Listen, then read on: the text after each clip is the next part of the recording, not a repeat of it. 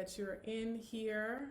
I'm going to let some people come on before I officially get started. As you might know, today's topic is colorism in the media. And I am going to be taking all of your questions, reading your comments. So if you have something to say, something on your mind about this topic, please let me know in the comments. Hey Armando, how are you? Hey Alana. What's up, folks? And if you're new, let me know where you're from.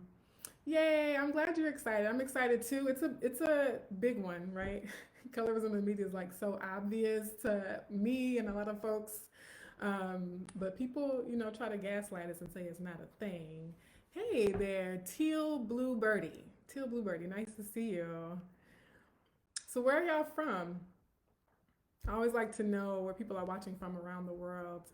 Hey, Teresa, how are you? Glad you could tune in. Awake Warrior 912 and Dr. Sonia MD. Hello, y'all. What's up? What's up? Baltimore. Okay, Baltimore in the house. I was just talking to a friend who's visiting Baltimore currently. I like that East Coast vibes. I'm in Illinois, for those who don't know. Hello, Mindful Movement Center. Welcome. Oh, I see 5 people on Facebook. Let me know who you are. I can't tell who y'all are that are watching. Say your name and where you at. Sienna, I am. Houston, representing Houston in the house, H-Town. Okay. Got folks in Houston too, right? Ooh, I like this. I like this. Hey, everybody. So I said that this year I'm going to try to keep the lives a little shorter, right? Like 20 minutes or less. So I'm going to jump right into it. And I'm curious to see what questions and comments you all might have on this topic of colorism in the media. Hey, Sienna. Glad you can join me again in 2021. It's always nice to have you in conversations. Hey, Bobby, welcome back. Nice to see you. So one of the reasons why I wanted to talk about, Toronto, welcome. What's up, Toronto? I do like interactive live streams, so you'll notice I break to read comments and respond to comments a lot, so I hope that doesn't bother you too much. But one of the reasons why I wanted to start this year off with colorism in the media is because one thing I do periodically from time to time, I can't remember when I first started doing this, probably actually unofficially or informally, I started doing media diets or media fasts in high school, but I'll get to that later. So this year, I'm doing it more intentionally. I like TV, I don't own a TV, so I stream now, right? I watch everything online, either YouTube or Netflix or Hulu. I don't have Netflix either, but But wanting to be more selective about the TV shows and the movies in particular that I watch, and making sure that there's adequate, sufficient, good, quality representation of, you guessed it, dark-skinned Black women. And one of the reasons why I'm doing this is because growing up as a girl, I remember being very disappointed of the lack of representation that I saw of myself in the media. And this was, late 80s through the 90s. I'm 35, so to give you some perspective, this was before streaming. This was before the internet, before YouTube, right? So we pretty much were just limited to what aired on TV, and we had, things like Family Matters, right? That was a good one because for those who don't know, it's the Steve Urkel TV show. And Laura Winslow, right, was a dark-skinned girl. She had full features, just like a regular Black girl. But that kind of representation, it still is rare. It was rare then, and it still is rare. So it happens kind of organically, right? So Awake Warrior says smart, ideal.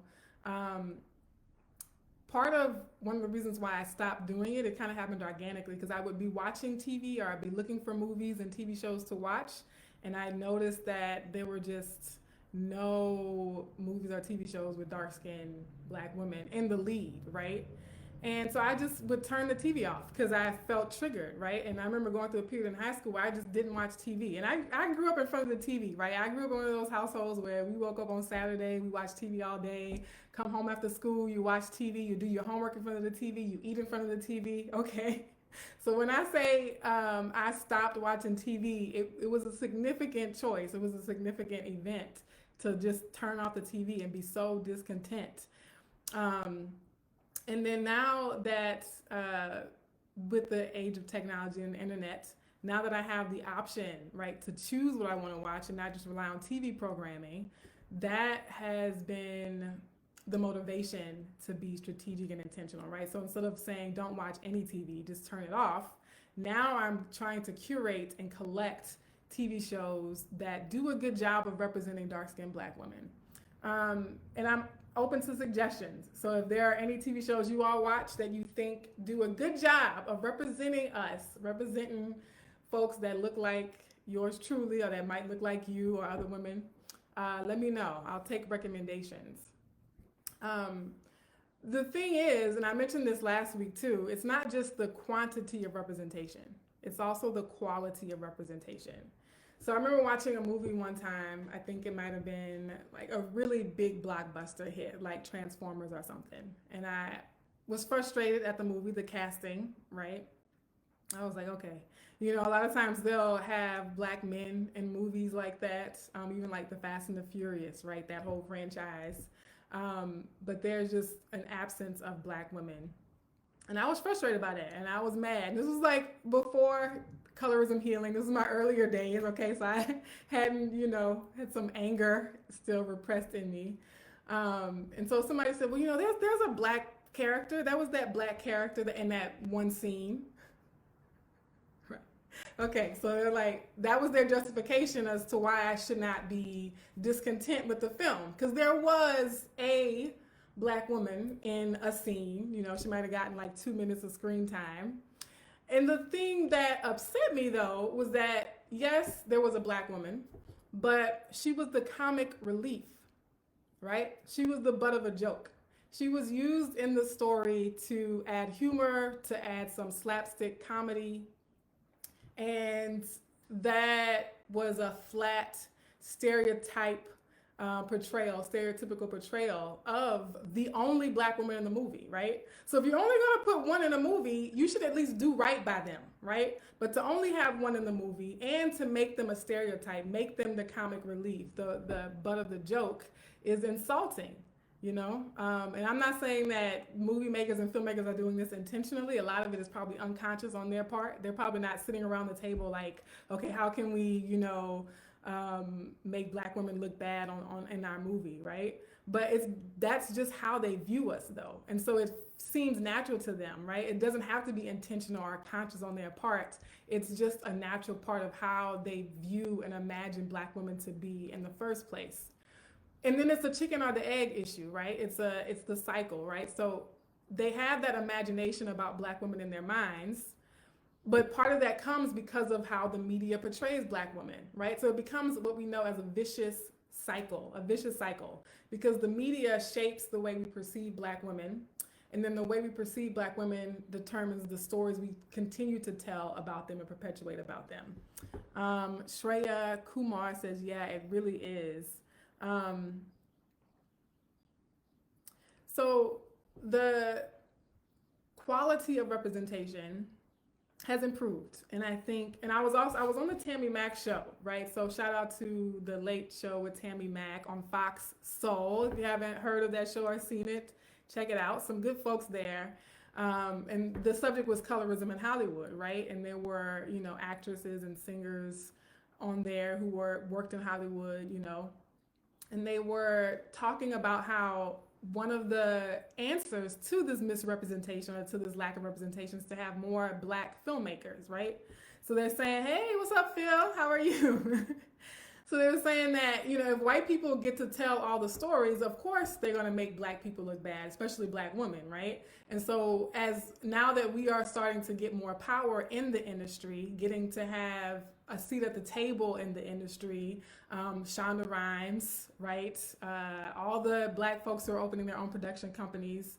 Issa Rae, my girl. I love me some Issa Rae. Shout out to Issa Rae.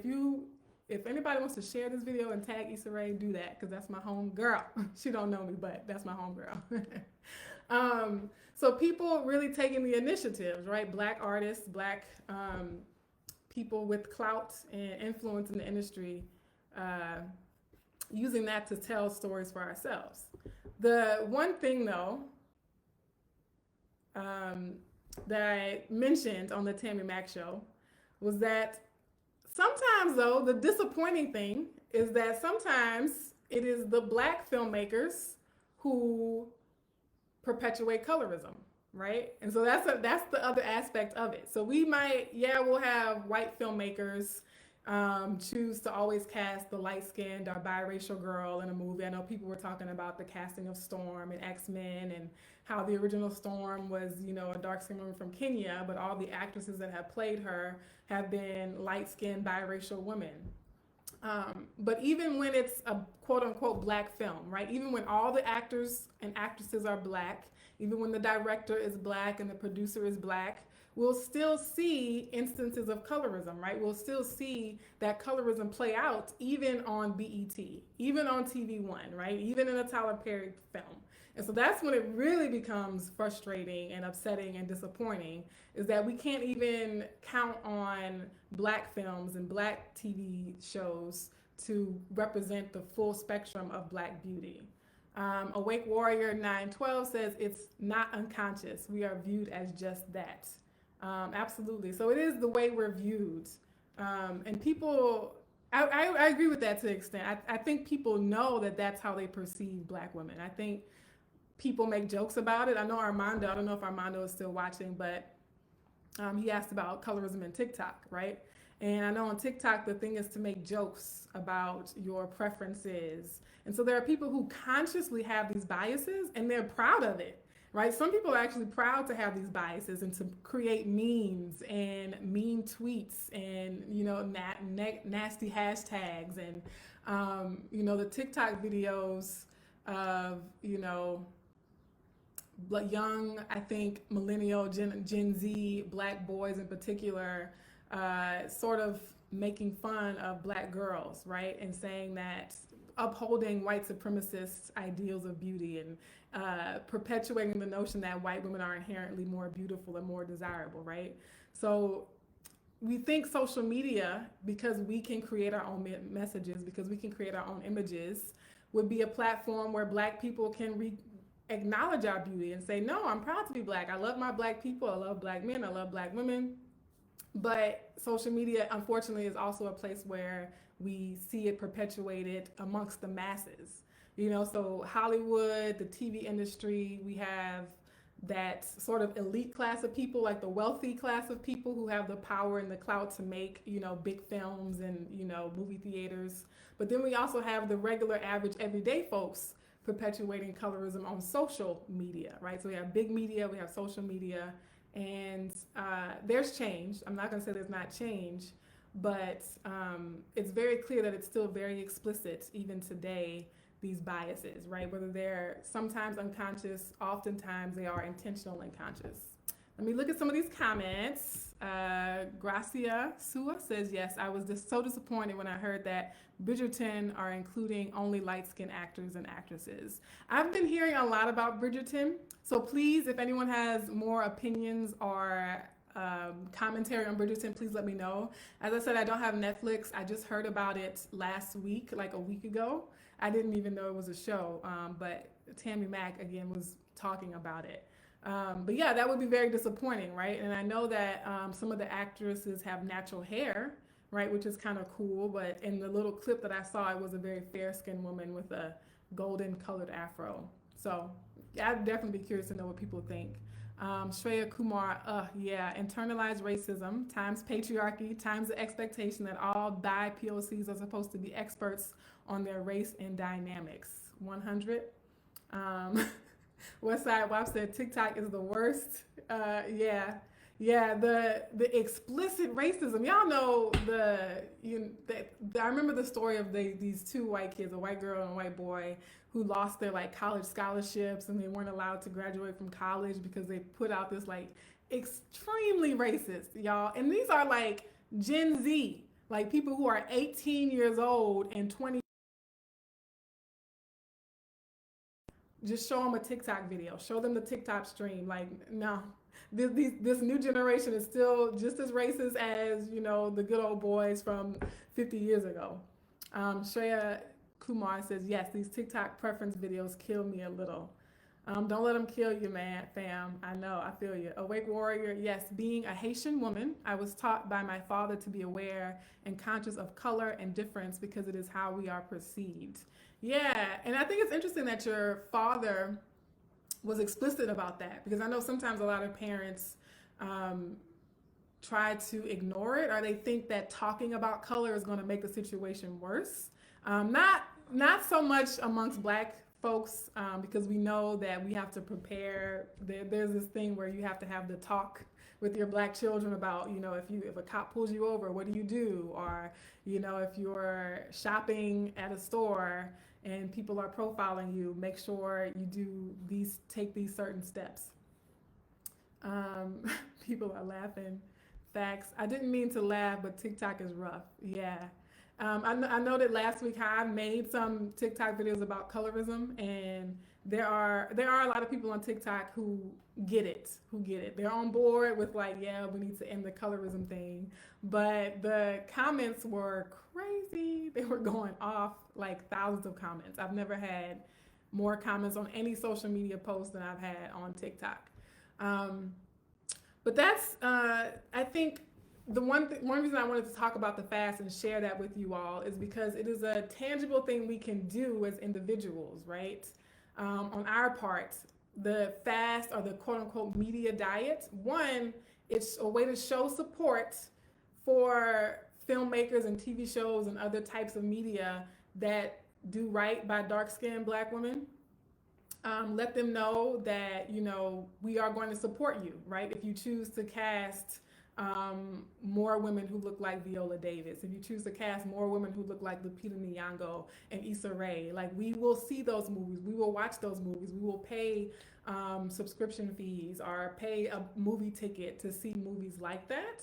And then the second thing is that for yourself, it's good to expose yourself to these dynamic and positive and interesting images of dark-skinned black women, right? Because even for those of us who are aware of colorism, we are always subtly influenced, right? Unconsciously influenced by the media representations that we're consuming. Just like you want to be careful of what you eat for your body, because that has an impact on your body. The things that we take into our minds and our, you know, visual and even auditory things that we hear people say about skin tone are, you know, sending signals, right? And programming us in ways that we might not even be conscious of. So always wanting to be vigilant or be intentional about the media you consume. For me, the fast or the diet is sort of a concentrated version of that, right? And obviously, I also mentioned last week that I'm not going to not watch other things. Like there are some things that I might need to watch or want to watch during this period where I'm dieting or fasting from other TV shows, particularly informative pieces, maybe documentaries or news segments and that kind of thing. But for entertainment specifically, movies and TV shows, I am just not going to tune in for. I haven't decided how long I'm going to do it. What do y'all think? How long should I hold out this fast for? I was like, I've done it for a few months at a time. Not sure if I should or would do it for the whole year. We'll see. And then, as I was saying, going back to my high school days, it was good for my mental health to take a break from misrepresentation. Melissa Harris Perry is a journalist and a professor at some university. I forget where she is now. But she wrote a book called Sister Citizen, and I have quoted and cited that book a lot. And I'll end on this note. But she says it is physically painful to hold a vision of yourself and to know that others have a more negative, different vision of you, right? And that's the thing. When I talk about colorism, people always want to say it's coming from a place of me not loving myself. Can anyone relate to that? Anyone on here, especially dark-skinned black women, if you're talking about colorism, it's because you're insecure and you just don't love yourself and you don't think you're beautiful, right? And so what I and others say is like, no, I like the way I look. I'm happy with the way I look. I think I'm beautiful. In fact, I can spend quite a bit of time, you know, dancing in the mirror and smiling at myself. But the frustration the pain has come from knowing that other people see me in a negative light, right? So there's this cognitive dissonance, right? Like, why don't other people see the beauty that I see? And I know people will say too, you can't worry about what other people think, and it doesn't matter what other people think. But humans are not islands. We are built to be social creatures. We are built to interact from each other and to recognize one another and to collaborate and interact with one another. And also these perceptions, and this is really where I'm going to end. These perceptions impact who we think is employable. They impact who we think is more trustworthy in terms of the justice system. They impact who we think is more likely to sell dope. They impact who we think is more likely to have committed a crime. They impact who we think is more likely to be a threat or to be a suspect, right? And so media influences and shapes our perceptions and attitudes about the world. So if the media consumption is showing you nothing but crime images of black men who, every time there's a news story. I remember working at the TV station and noting this. Whenever there was a news story and the suspect was a black person, they always included a photo. When the suspect was a white person, it was hit or miss. They may or may not have included a photo in the police report. And I'm like, why y'all always seem to have a photo when the suspect is a black person? When it's a white person, a photo is optional. So these media perceptions, media images and portrayals are shaping how we interact with people offline, right? Like in the real world. And so that can be a matter of life or death in many instances, but even just, seeing dark-skinned doctors and lawyers and professionals, right? When you are sitting at the interview table and you have potential applicants coming to you, you can look at them and say, yes, I see your professionalism, right? I'm not blinded by your ethnic features or your racial features, and I'm able to recognize your intelligence and that you're smart and that you're highly qualified for this position. So we can revisit this topic at any time. Feel free to pose more questions. Oh, I missed a lot of stuff. I gotta catch up with this. Teal Blue Birdie, I pay close attention to the dynamics of the YouTube videos my 5 and 8-year-olds watch. There's some stuff out there. Good. So I think YouTube is a wonderful resource because it's searchable and you can pick and choose. Alana.moo. I've noticed that on TV shows, if the black female is under 30, she's almost always light-skinned, mixed, poor representation of Gen Z. Alana, I hope you're still watching. And if you had to log off, you can catch the playback. But that is so true. So a lot of the examples of dark-skinned actresses who've achieved a lot of status and success, like Viola Davis, a lot of people point to Viola Davis or even Lupita Nyong'o, they achieve success much later in their careers, right? Or they're playing like older characters. But usually the younger characters who are meant to be, and they actually list this in casting, right? The pretty girls, thinking about the Straight Outta Compton casting. If you don't know about the Straight Outta Compton casting call that was explicitly racist and colorist, Google it. I wrote a blog post about it. But yeah, the age difference is a factor too. And even looking at the casting of girls, like children, most girls, if they're under like 10, right? I even think about love Jingle Jangle now, love Jingle Jangle. But I thought to myself, it'd be nice to see a 10-year-old actress who's dark-skinned play the lead role in a movie like that. So age is an interesting factor. Libya says, have you seen Bridgerton on Netflix? The colorism is deep. Child, I'm gonna have to get on Netflix, a free trial on Netflix just to check out Bridgerton because everybody is asking me if I've seen it. So that's like the 4th or 5th time. So I got to look into it. But if you've seen it, let me know what you think. Shreya Kumar says, what's the name of the professor again? Melissa Harris Perry. And the name of her book is Sister Citizen. Very good read. Let's see. No, that is totally wrong. Beauty is the whole rainbow, not parts. Thank you, Livia. You are right. Hello, folks. My mom pointed that out. So true. Sangya Kulu. I've started to not watch shows that show blatant colorism. Oh, absolutely. We have to. Let those go. Alana Moo, I never thought about the age factor. Yes. See, that's why I like the collaborative lives because y'all bring in such good value as well. Yep, I had an issue with Jingle Jangle casting. Yeah, Senya Kulu. I hope I'm saying your name right. You can always correct me if I'm not. But yeah, I loved some of the casting, but I thought the lead role, it would have been nice to find. I mean, have we ever seen a dark skinned child actress at that caliber play a role in a major film? I don't recall any, but we'll see. All right, folks. So let me know if you all are trying a media diet or trying a media fast, or if you have recommendations for shows or movies I should watch.